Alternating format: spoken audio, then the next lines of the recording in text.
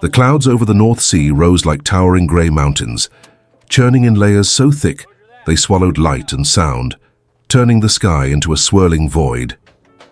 Inside the B-17G Northern Star, Lieutenant Ross Keating sat hunched over his navigation table, pencil trembling over the chart as turbulence buffeted the bomber like a ship caught in violent seas. They had completed their mission over Emden, bombing yards thick with anti-aircraft guns, and now all 10 men inside the fortress were fighting to get home through one of the worst storms the weather officer had ever seen. Ross had guided them through flak so dense it seemed alive, had plotted evasive courses under fire, had helped the pilot thread the fortress between enemy fighters. But none of that terrified him like this storm. He could not see the sky. He could barely see his own hand. And worst of all, one by one, the instruments were failing. At first, it was the radio compass spinning uselessly. Then the gyro drifted. Then the drift meter fogged from the sudden temperature drop.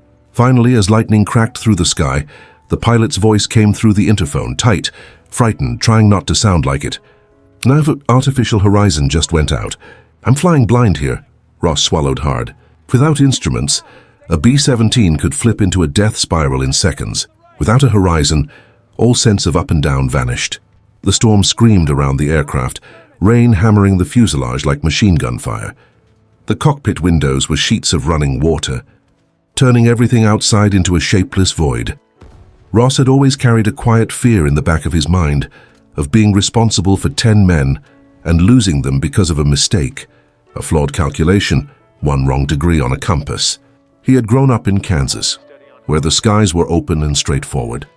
He had joined the Air Forces thinking the worst thing he'd face was enemy fighters. But now, in this monstrous storm, he was more afraid than he had ever been, and he was the only one who could save them. "Lieutenant," said Captain Hale from the cockpit, voice cracking slightly, "we need a heading." "Any heading?" Ross looked down at his table. Everything that could help him was failing. The compass spun unpredictably with each lightning strike. The altimeter needles jittered with violent updrafts. For the first time in his life in the air, he had nothing to guide him except instinct, and the belief that somewhere beyond this storm there was still a horizon. He gripped the chart, felt the vibration of the engines through the table, remembered what his instructor had once told him. When the instruments fail, the sky still speaks. Ross closed his eyes, trying to feel the movement of the aircraft, the tilt of the fuselage, the direction of the wind buffeting the starboard wing. He stood up, bracing against the swaying belly of the fortress, and crawled forward into the nose compartment. Rain streaked across the plexiglass like rivers. Beyond it, nothing but dark, roiling cloud. "Open the left cheek window," he ordered. The bombardier hesitated. "Sir, that'll suck half the air out of the nose." "I know." "Open it." The bombardier obeyed. The window cracked open, and a blast of freezing wind slammed into them, scattering papers, cutting through flight jackets. But Ross leaned into it, feeling the airflow on his cheeks, watching how the rain streaks bent across the glass as the aircraft shifted. It wasn't much, but it was something real. He shouted over the wind, "She's drifting to starboard, correct 10 degrees port." Hale responded instantly. The fortress heaved left. Ross braced himself, listening to the wind shift tone, watching the subtle change in raindrop angles. He felt the aircraft's nose rise too sharply as Hale fought turbulence. Ross pounded the interphone button. "Drop your nose, she's climbing into a stall." Hale forced the yoke forward. The aircraft groaned, then steadied. For 10 long minutes, Ross guided the pilot solely by wind, intuition, and the sound of the engines, making tiny course corrections that kept them from rolling into a deadly bank. Every adjustment he gave was based on instinct, sharpened by fear. Sweat dripped down his forehead despite the freezing air. His nerves felt stretched to the breaking point. The bomber shook violently, every jolt sending a fresh spike of terror through the crew. Then suddenly a blast of white light. Lightning struck close, lighting the entire sky like a camera flash. In that instant, Ross saw it. The ghostly outline of the cloud wall ahead, thicker and darker than anything behind them. They were heading straight into the heart of the storm. "Hard port," Ross yelled. "Now, now!" Hale didn't question him. He threw the yoke left.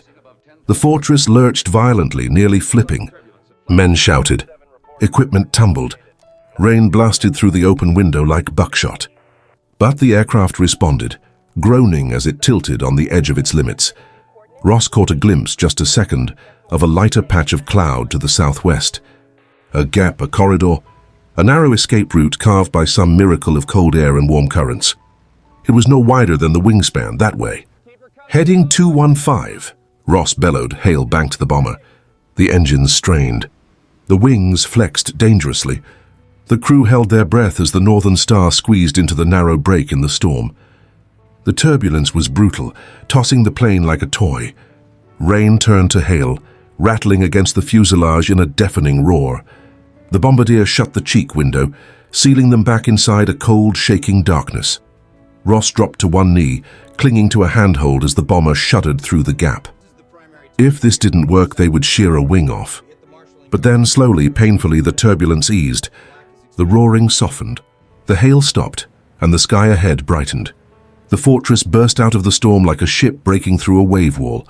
Sunlight poured into the cockpit, blinding and glorious. The clouds behind them churned like a monstrous grey beast, still enraged but unable to swallow them now. Ross slumped against the bulkhead, body trembling with exhaustion. Hale's voice crackled over the interphone, thick with emotion. "Ladies and gentlemen, our nav just saved all our skins." Behind them, the rest of the formation was nowhere to be seen, scattered by the storm, hopefully alive, hopefully finding their own way home. Ross quickly ran calculations, now that the instruments were half working again. With the sunlight, he could take a quick celestial fix. He charted their position, found the coastline marker he had prayed for, and gave Hale a heading for England. When they finally crossed the coast and saw the familiar green fields below, the entire crew exhaled at once. Hale brought the fortress down gently at an emergency field, the battered bomber rolling to a stop on shaky landing gear. The engines powered down one by one, until the only sound left was the soft ticking of cooling metal. Ross climbed out of the aircraft last, legs weak, chest tight, feeling the weight of what he'd done settling slowly upon him. The ground crew stared at the weather-worn, storm-beaten bomber, and then at the exhausted navigator, who had guided her through hell without instruments.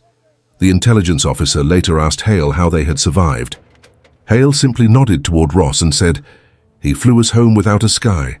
And for the rest of the war, every man who flew with Lieutenant Ross Keating trusted that as long as he was aboard, no storm, no darkness, no enemy, and no impossible sky would ever take them down.